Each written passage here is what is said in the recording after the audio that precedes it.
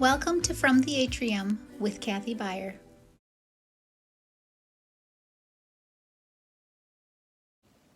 Hi, I'm Cathie again from Nativity of Mary. I'm the lead catechist here for Catechesis of the Good Shepherd. And we're talking about Easter candles. It's still the Easter season, and a great way to start a prayer table at home is to start out by making your own Easter candle. This is something that you can light, for example, during this time of the stay-at-home order. If you're watching Mass, you can light your candle.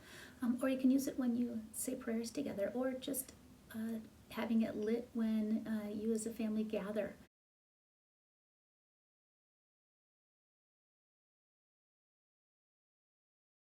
Using these dollar store candles, they're great, they're glass, and they're easy to adhere things to. And I wanted to show you a couple of tricks. So I've got another dollar store candle here. And my cross here is actually made out of duct tape, as are my letters. And you're probably thinking, duct tape, that's crazy, nobody wants to work with duct tape. But I want to show you a little trick. You get a little piece of wax paper.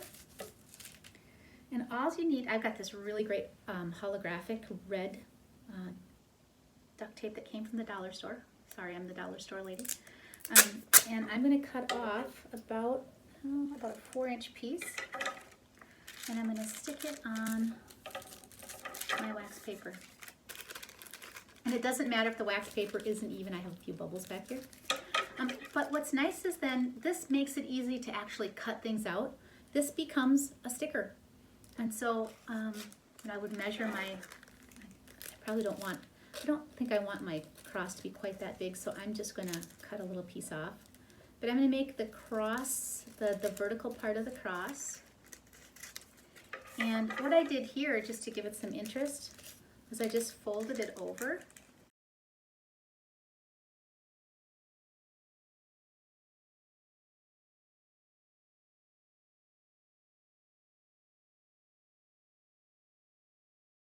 And see, I'm just going to make a little angle cut.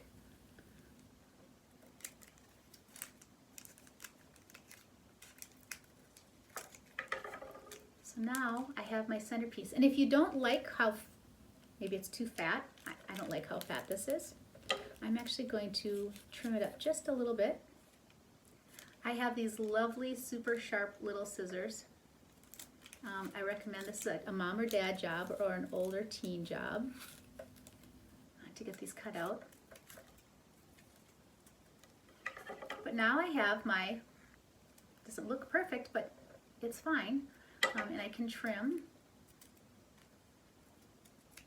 You could have some fun with this too. You could trim some shapes into it as well. I'm going to trim the top a little more.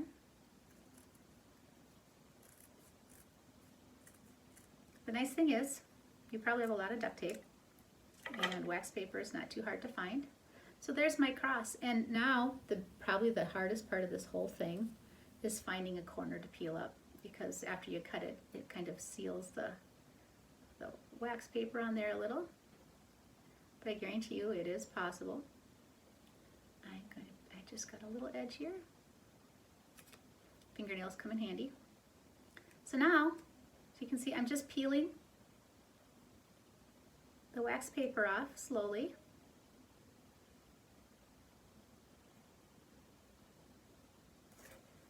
Oh, and I tore it a little too fast, so it just broke down at the bottom. And I'm just going to take the rest off. You can just find the edge and peel. So you just have, now we have peel and stick duct tape. So I didn't take my label off, so I'm just going to find the middle of the candle, and I'm going to put my cross on. At least that part of the cross. So that is now on my candle. I can do the same thing for the horizontal beam. I like that to be a little bit narrower, and it doesn't have to be as long. I'm just going to eyeball it here. I cut about 1 inch off. And again, I can cut my little angles. If you don't like them, you can recut them. This is a very forgiving craft. And one of the tricks I did learn along the way is if you can leave some of the wax paper on, it just makes taking it off a lot easier. So I have now my cross. For those of you that have Cricut Envy, I have that. I don't know if you know what that is, or I had it. I don't have it anymore. But a Cricut is a cutting machine that can allow you to cut vinyl, and you can make all kinds of things. Well, guess what? You can do this with duct tape and wax paper. You just have to be able to cut it with your hands. So I just made my cross. You can do the numbers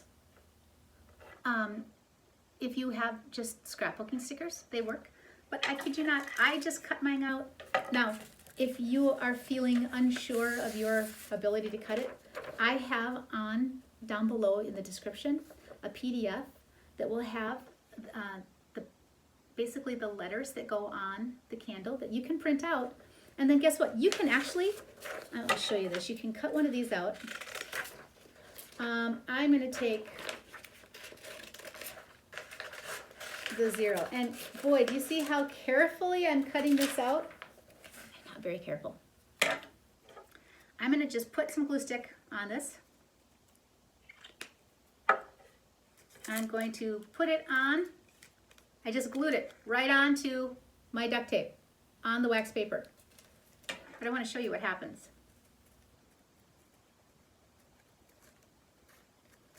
And I tell you, I didn't use the pattern, so if you feel comfortable in fussy cutting like that, you can already do that on your own. But I'm going to follow this pattern. So I just cut out the outside. And folks, let's not make our lives more difficult than they need to be. Just fold it over and try to do it on the midline, I guess. Don't drop it. And so that you can see what you're doing. I'm not on the midline yet. Okay, and then I'm just going to cut away the center.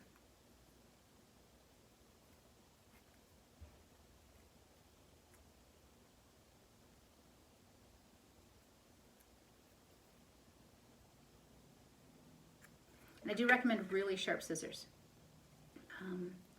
These are some nice titanium scissors. So remember how I stuck it on with glue stick? Comes right off. Now I have my 0. And by the way, we have the alpha, the omega, the year. So we have 2020. And I'm going to take the wax paper off. Again, that's the hardest part of this, is getting the wax paper. You just have to have a good fingernail. Pick it off. And it's coming off. And I'm just going to set that right there. So that's just an example.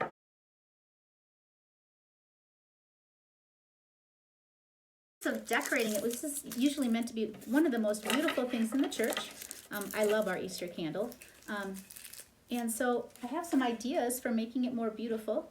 You can see what you have around the house. I found this washi tape that has this beautiful gold pattern on it. I have a couple of different kinds, and it's on white. So it really looks beautiful on the candle because it shows up nicely. I mean, the gold will show, but the white really won't. So I'm going to take this lovely, it's a pretty white tape with a scroll. And washi tape is just paper tape, Japanese paper tape. And I'm going to measure it out. And I don't have to worry about being perfect yet. I'm just measuring it. And then I'll come back and I will center it. This has some really pretty scrolly designs on it. And little flourishes. So that, I just added a little beauty to this.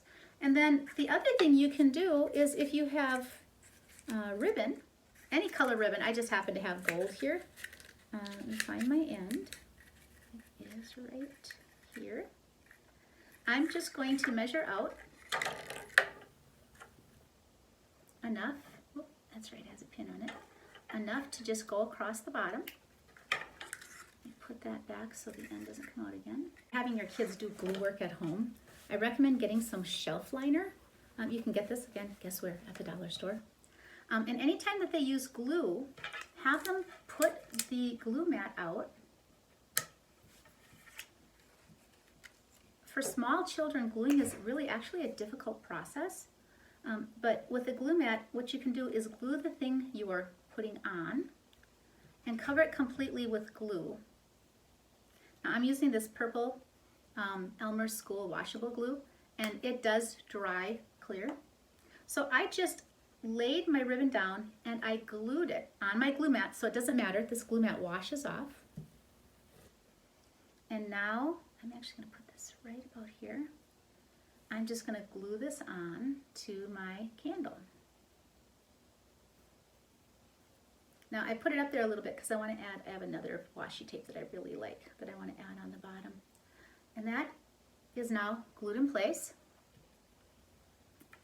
And I have this really pretty washi tape that I love. It's a gold filigree. I don't know if your kids that are in the Atrium will know this. Maybe you don't know this, that we celebrate our liturgical seasons in the church. And we have colors for each of the seasons. And it helps, it's a visual cue for all of us, young and old, about what's going on in the church.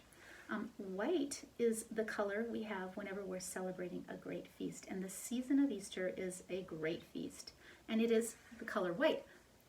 Additionally, gold is the greatest color that we have, and that is meant for great feasts as well. So you'll often see white and gold used together within the church decorating, as far as, and also Father's vestments. So I put white and gold on here because this is a very special season. What I want to do is I want to show you, we actually go through the process of preparing the candle. Now, I'm not sure if you got to see this, but Father Nathan did a really great video on preparing the Easter candle. He did that at the Easter Vigil because normally they prepare it at Mass. So I wanted to show you what they do. And when you make your Easter candle, you should prepare it as well. I have a sheet, it's down in the description, that talks about, it's called Prepare the Candle. And it's a little PDF and it prints out. You can print it out and you can read this. And this, the Easter Vigil always begins with the preparation of the Paschal candle, but you can celebrate yours or prepare yours as well before you use it. And the candle is a sign and symbol of Jesus, who died and is risen. So I'm going to explain to you how in the atrium we would dress our candle. So I'm going to start by actually taking these things off because we add them systematically. We start out with our bare candle. We say that Christ yesterday and Christ today,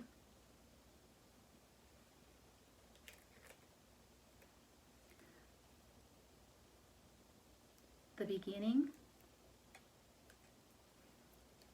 and the end,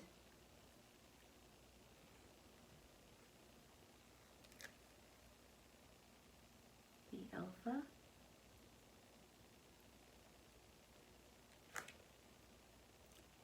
and the Omega,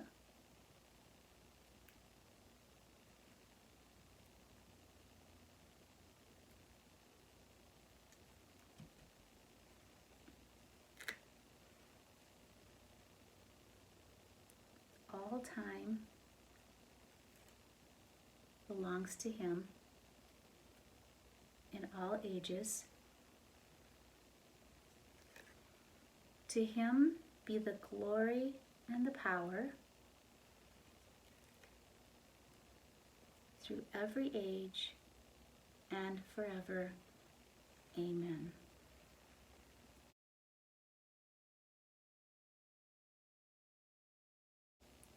Then normally the priest would insert a grain of incense into the cross while he says these words. They are actually meant to represent the wounds of Christ. I am not going to, I don't have wounds of Christ, or I don't have incense that I'm going to put on here, but I am going to actually use some stick-on jewels to indicate those wounds. By His holy and glorious wounds,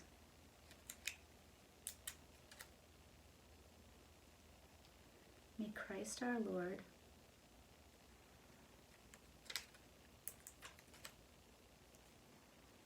guard us